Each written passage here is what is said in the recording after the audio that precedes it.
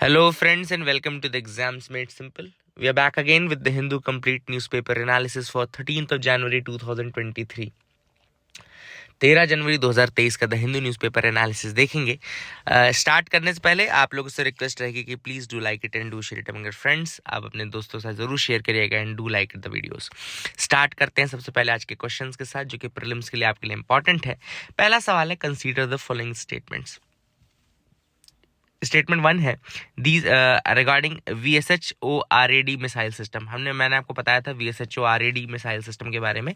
पहला स्टेटमेंट कह रहा है these are short range and portable surface to air missiles that can be fired by individuals और small groups. दूसरा statement कह रहा है it is designed and manufactured by Bharat dynamics limited and can engage targets at altitudes of 4.5 kilometre. ठीक है, पहला statement बिल्कुल सही है। it is a short range and portable surface to air missile and it can be fired by individuals or small groups। पहला statement बिल्कुल सही है। दूसरा स्टेटमेंट गलत है क्योंकि इसको डिजाइन किया है DRDO की लैब ने, है ना, भारत डायनामिक्स लिमिटेड ने नहीं किया है, DRDO के किसी दूसरी लैब ने किया है। एंड इसके अलावा एक और चीज़ है कि ये एल्टीट्यूड 4.5 किलोमीटर बिल्कुल सही है और जो रेंज है वो 8 किलोमीटर के आसपास की। तो I hope you got clarity regarding that. तो यहाँ जैसे लिखा है it is designed by DRDO's research centre Imarat RCI, जिसको बोलते हैं रिसर्च सेंटर इमारत बोलते हैं RCI, उसने हैदराबाद में है, उसने in collaboration with DRDO laboratories and इसके साथ मिलकर के किया है। तो ये आप याद रखिएगा। दूसरा क्वेश्चन है ब्लैक बक के रिगार्डिंग स्टेटमेंट्स दिए हैं। पहला स्टेटमेंट कह रहा है the black buck is found only in the Indian subcontinent. दूसरा स्टेटमेंट कह रहा है it is schedule 1 animal according to wild life protection act and classified as endangered on the IUCN red list. And तीसरा statement कह रहा है it is wide spread in the states of Rajasthan, Gujarat, Tamil Nadu, Orissa and other areas. अब देखो इसमें पहला statement तो बिल्कुल सही है, it is found only in the Indian subcontinent.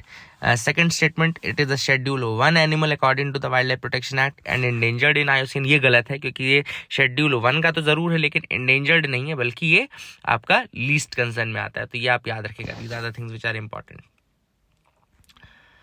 इसके अलावा तीसरा स्टेटमेंट कह रहा है it is wide spread in the states of Rajasthan, Gujarat, Tamil Nadu, Orissa and other areas throughout the peninsular India. ये बिल्कुल सही स्टेटमेंट है। तो पहला और तीसरा स्टेटमेंट सही है। 1 and 3 will be the answer. Question number 3 is Section 6A of Citizenship Act 1955. Section 6A of Citizenship Act 1955 which has been referred to the Constitution bench deals with। तो ये किसके साथ डील करता है Section 6A? तो इसका correct answer है C, registration of persons detected as foreigners। I hope you got clarity regarding that as well। तीनों सवाल हो गए हैं। आगे मूव करते हैं, देखते हैं कुछ न्यूज़ आइटम्स के बारे में। पहली न्यूज़ है forecasters in the US have said that the rain arriving in California, जो कैलिफोर्निया में जो बारिश हो रही है वो हो रही है because of true pineapple express. They have said an atmospheric phenomena is there जिसको कहा जाता है true pineapple express. It is a specific example of common atmospheric phenomena resembling a conveyor belt for moisture. It is just like a conveyor belt for moisture, true pineapple express. ठीक है, अब सबसे पहले इसको समझने से पहले आपको एटमॉस्फेरिक रिवर के बारे में समझना होगा। What is an atmospheric river? तो जैसा कि है atmospheric rivers are long narrow regions in the atmosphere that transport most of the water vapour outside the tropics. तो ये एक लॉन्ग नैरो रीजन होता है एटमॉस्फेयर का जहां पे ट्रांसपोर्ट होता है किसका? वाटर वेपर का। ठीक है ना, most of the water vapour is transported outside the tropics. तो ये आप याद रखेगा। अकरेंस है these rivers in the sky often occur on the west west coast, US का वेस्ट कोस्ट। ऑब्वियसली बात है कैलिफोर्निया की बात चल रही है तो वेस्ट कोस्ट है, but it can happen in other locations including the eastern United States also. It can happen in the eastern United states, लेकिन ये मोस्टली वेस्टर्न का फिनोमिना है, कैलिफोर्निया वाले रीजन का। मॉइस्चर कंटेंट की हम बात करें तो these river often channels moisture from the Caribbean से मॉइस्चर उठाता है and they carry lot of moisture which is enough to equal और sometimes exceed the average flow of Mississippi river. तो इतना ज्यादा इसमें मॉइस्चर होता है कि ये मिसिसिपी रिवर के एवरेज फ्लो को मैच कर देता है। ठीक है ना, तो you can understand this. This is the thing which is important. I hope you got clarity, इसको आप समझ चुके होंगे। अब ये जो मतलब ये एटमॉस्फेरिक रिवर्स हैं, these are the atmospheric rivers जो कि हो रही हैं। अब इसी का ही एक एक्सटेंडेड फॉर्म है pineapple express, true pineapple express जिसको कहा जा रहा है, the atmospheric phenomena which is to be true pineapple express. ठीक है ना, तो atmospheric rivers they come in different shapes and sizes. याद रखिएगा, atmospheric rivers come in different shapes and sizes and a pineapple express is a strong atmospheric river. It is a strong atmospheric river that builds up in the tropical Pacific according to the NOAA. तो जो NOAA है body है, मतलब ये atmospheric मतलब उसके conditions के लिए बॉडी है, यूएस की बॉडी है, उसने कहा है कि एक ऐसी स्ट्रॉन्ग एटमॉस्फेरिक रिवर जो कि ट्रॉपिकल पैसिफिक रीजन में बिल्टअप हो, ट्रॉपिकल पैसिफिक रीजन के कारण बिल्डअप हो, उसको कहा जाता है ट्रू पाइनएप्पल एक्सप्रेस। ठीक है ना। कुछ कंडीशंस लिखे हैं पाइनएप्पल एक्सप्रेस होने के लिए। The moisture is pulled from the tail end, the tail end must start near Hawaii, है ना, and the river must stretch continuously through the atmosphere in the US west coast. तो US west coast में atmosphere में इतना moisture travel करना चाहिए। एक और स्पीशीज के बारे में मैं आपको बता दूं, great knot. What is a great knot? The great knot को कैलिड्रिस टेन्यूरोस्ट्रस बोलते हैं। याद रखिएगा, great knot is a species of bird, Calidris tenuirostris बोलते हैं। It is a small wader और shore bird. It is medium sized shore bird with a straight slender bill of medium length and a heavily streaked head and neck. याद रखिएगा, heavily streaked head and neck होता है इसका। Great knot को Calidris tenuirostris बोलते हैं, small wonder bird और shore bird. याद रखिएगा, it is a international migratory wedding bird that travels vast distance between the northern hemisphere breeding grounds and southern hemisphere summer feeding grounds. ठीक है ना। तो याद रखिएगा, ये बहुत लंबा डिस्टेंस ट्रेवल करते हैं बिटवीन द नदर्न हेमिस्फीयर जहाँ पे ब्रीडिंग ग्राउंड है एंड सदर्न हेमिस्फीयर जहाँ पे इनका फीडिंग ग्राउंड है। ठीक है ना, याद रखिएगा। आईयूसीएन स्टेटस इसका इंडेंजर्ड है। डिस्ट्रीब्यूशन अगर ग्रेट नॉट्स का बोलें तो they occur in the many parts of Australia during the south summer and they breed in eastern Siberia. ठीक है ना, ये कुछ रीजन है जहाँ पे है। हैबिटेट की अगर हम बात करें तो in Australia great knots inhabit intertidal mud flats and sand flats in sheltered coast including bays harbours and estuaries. तो ये रीजन्स ये कवर करते हैं। तो I hope you got clarity, I hope you got to know about the great knots as well. अगली जो news है front page की, वो है world is in crisis and it's not clear how long it will stay like that. तो obvious सी बात है, world जो है क्राइसिस की कंडीशन में है। बहुत सारे रीजंस है क्राइसिस की कंडीशन के लिए, है ना। तो अगर मैं कुछ रीजंस की बात करूँ तो एक तो रीजन हो गया आपका कोविड हो गया, है ना, उसकी अनसर्टेनिटी स्पेशली चाइना रीजन में, यूएस रीजन में पहली। दूसरी जो प्रॉब्लम है वो है आपके the second problem is the problem of Ukraine and Russia war. Ukraine और रशिया का वॉर चल रहा है। फिर ग्लोबल इकोनॉमिक स्लोडाउन चल रहा है, ग्लोबल इकोनॉमिक स्लोडाउन भी चल रहा है। तो ये भी that is another problem which is there, है ना। तो ये सारे कुछ इंपॉर्टेंट प्रॉब्लम्स है जो कि वर्ल्ड में चल रही है, यही अनसर्टेनिटी को पैदा करता है। ठीक है ना। तो I hope you got clarity regarding that as well. And यही क्लियर नहीं कि कब तक ये सारी चीज़ें निकलेंगी। अब जब निकलेंगी उसके बाद ही सब कुछ ठीक होगा। आगे मूव करते देखते और क्या इंपॉर्टेंट न्यूज़ आर्टिकल्स है जिनके बारे में हमको डिस्कस करना है। तो you can move ahead with me, आप मेरे साथ आगे बढ़ सकते हैं। यहाँ पे entering a year of uncertainty, same article लिखा हुआ है। मैं आपको एक बार फिर से बता देता हूँ, वही सारे पॉइंट्स है, लेकिन आप लोग लिख लीजिए कि वाई 2023 इज अ मतलब अनसर्टेन ईयर, है ना। वाई दिस इज अनसर्टेन, आप इस तरह की हेडिंग डाल लीजिए, उसमें लिख लीजिए कि क्यों 2023 अनसर्टेन ईयर है। सबसे पहले बात तो अनसर्टेनिटी का है कि Covid, how will it fall out. Covid किस तरीके से अपने रंग दिखाएगा, क्या इसमें और रिवोल्यूशन होगा, क्या और म्यूटेशन होगा, और कोई नया वेरिएंट आएगा। अभी हमको बहुत सारे इसके क्रैकन वेरिएंट के बारे में पता चला है, we knew about the Kraken variant, है ना। अभी जस्ट हमको कुछ केसेस भी देखने को मिले, तो किस तरीके से वो फॉल आउट होगा। That is the first reason कि क्यों ये इंपॉर्टेंट है, फर्स्ट रीजन ऑफ अनसर्टेनिटी। दूसरा जो अनसर्टेनिटी का सबसे बड़ा पॉइंट है वो है यूक्रेन और रशिया के वॉर। ठीक है ना। यूक्रेन और रशिया के वॉर ने ये शो कर दिया है कि देखो, रशिया जो है एक बहुत ज्यादा पावरफुल कंट्री नहीं है, एक जो हमको लग रहा था। और एक दूसरी चीज ये क्लियर हो गई कि छोटी कंट्रीज इतनी वीक नहीं है जितना लोगों को लगता है। ठीक है ना। स्पेशली जब यूएस और ऐसी कंट्रीज उसकी कंटिन्यूसली मदद कर रही हो। इसके अलावा बहुत सारे जो नए इंटरनेशनल रिलेशंस में जो नए चेंजेस हैं वो इसी यूक्रेन रशिया के वॉर के कारण हो रहे हैं। क्यों? क्योंकि आपको पता होगा कि रशिया जो है वो किसके साथ क्लोज होता जा रहा है। Russia is closing towards the China, है ना। रशिया जो है वो चाइना के क्लोज जा रहा है एंड यूक्रेन जो है वो ऑब्वियसली बात है नेटो की तरफ जाता जा रहा है।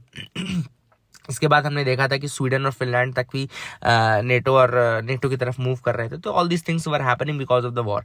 इट इज मोस्ट इंपॉर्टेंटली बहुत अननोन ये वॉर है मेनली, है ना। और चाइना रशिया का जो रिलेशनशिप है वो भी काफ़ी है। अब आपको ये पता है कि इंडिया और रशिया का भी रिलेशनशिप रहता है, काफ़ी अच्छा रिलेशनशिप है। और चाइना के जब वो क्लोज जाएगा रशिया, तो क्या वो इंडिया के क्लोज रह पाएगा या इंडिया से उसका कैसा रिलेशन रहेगा, ये एक सोचने वाली बात रहेगी। तो that is a big question in front of India as well कि रशिया को किस तरीके से टेम करके रखे और और किस तरीके से अपने रिलेशन को उसके साथ मेंटेन करके रखे, ठीक है ना। उधर यूरोपियन कंट्रीज की अगर हम बात करें, Germany, France, they have announce substantial increase in defence spending. तो कहीं ना कहीं यूरोप और यूरोपियन कंट्रीज को भी लग रहा है कि अब डिफेंसिवली उनको और स्ट्रांग होना है। तो जैसे यूरोप और यूरोपियन कंट्रीज है, जर्मनी, फ्रांस की, वो क्या कर रहे हैं, they have announce substantial increase in defence spending, जिसमें उन्होंने कहा है, जापान ने ऑलरेडी डिक्लेयर किया है कि वो अपने डिफेंस बजट को 2% जीडीपी से बढ़ा देंगे, है ना, because they are facing threats from China, North Korea. India, one of the world's leaders in defence spending, can be expected to follow suit, मतलब इंडिया भी अपने डिफेंस स्पेंडिंग को और ज्यादा बढ़ाएगा definitely. And new strategic alignments could unsettle the current world order. जो current world order है वो अनसेटल हो सकता है, एक नए मतलब एफिलिएशंस हो सकते हैं, दीज थिंग्स कैन हैपन, ठीक है ना। तो I hope you got clarity regarding that as well, आपको समझ में आ गया होगा। The pace of history will accelerate in 2023 with the war in Ukraine being a major contributory factor. तो ये सब चीजें हैं। फिर ग्रुपिंग्स की अगर हम बात करें तो बहुत सारी ग्रुपिंग्स हैं, जैसे क्वाड ग्रुप है। क्वाड में आपको पता है 4 कंट्रीज मेंबर है, यूएस, ऑस्ट्रेलिया, जापान, इंडिया, है ना। एंड इनका जो इंपॉर्टेंस है वो फ्यूचर में बढ़ सकता है। क्यों? क्योंकि इंडिया का डिफेंस आर्किटेक्चर कुछ इस तरीके से है कि वो चाइना के टेंशन को टेम करना चाहता है, और which country will be a much better suited for taming China than America itself। तो क्वाड अपने आप में बहुत ज्यादा इंपॉर्टेंस लेने वाला है, ठीक है ना।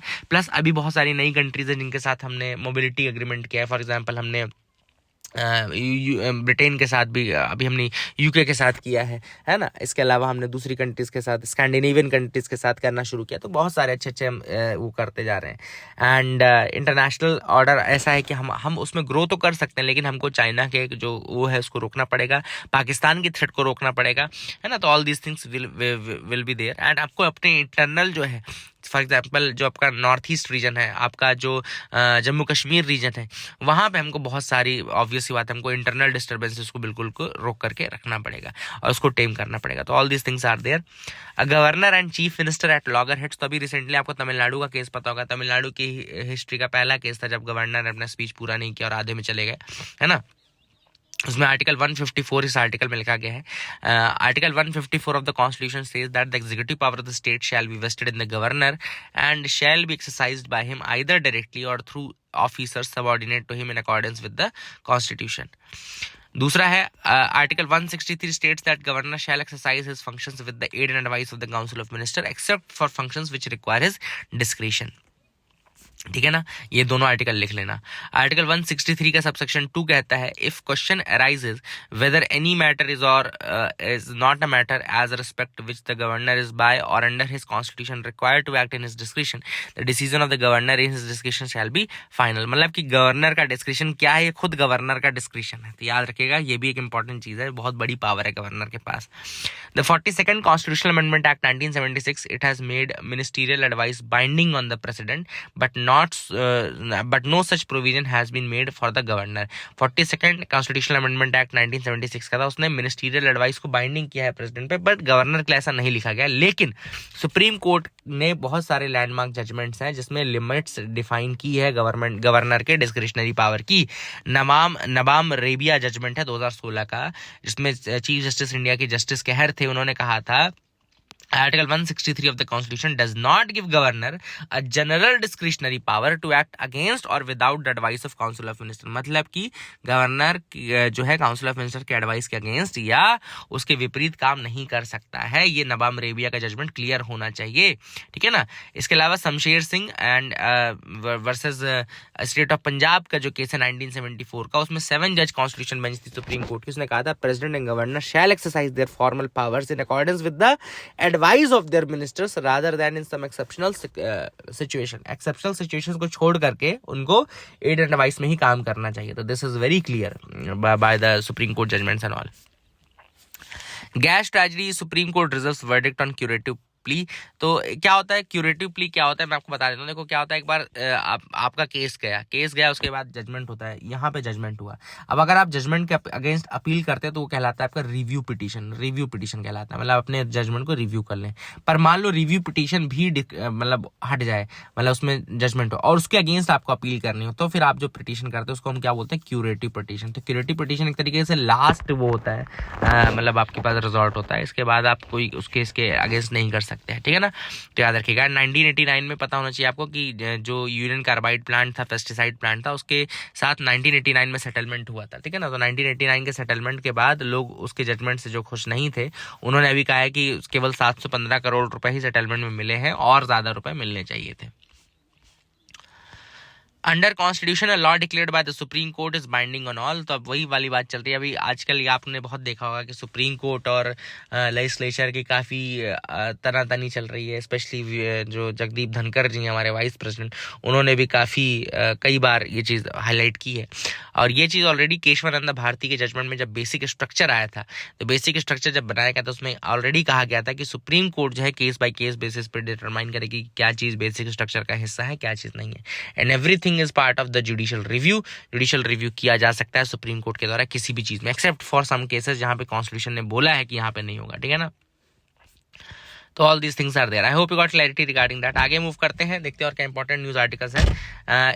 मिसिंग डॉक्टर्स, सीएचसीज face 80% shortfall of specialist, show health ministry data.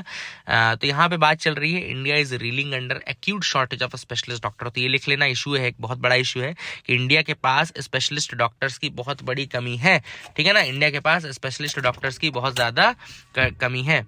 And rural health statistics निकला है जिसमें उन्होंने ये कहा है, रूरल हेल्थ स्टैटिस्टिक्स में बताया गया है कि जो कम्युनिटी हेल्थ सेंटर्स है, स्पेशली कम्युनिटी हेल्थ सेंटर्स में बहुत ज्यादा कमी हमारे स्पेशलिस्ट डॉक्टर्स की, ठीक है ना। तो all this things are there which is very important. So the main important thing is that report has been published by union health ministry and family welfare ministry. The report has been published by that.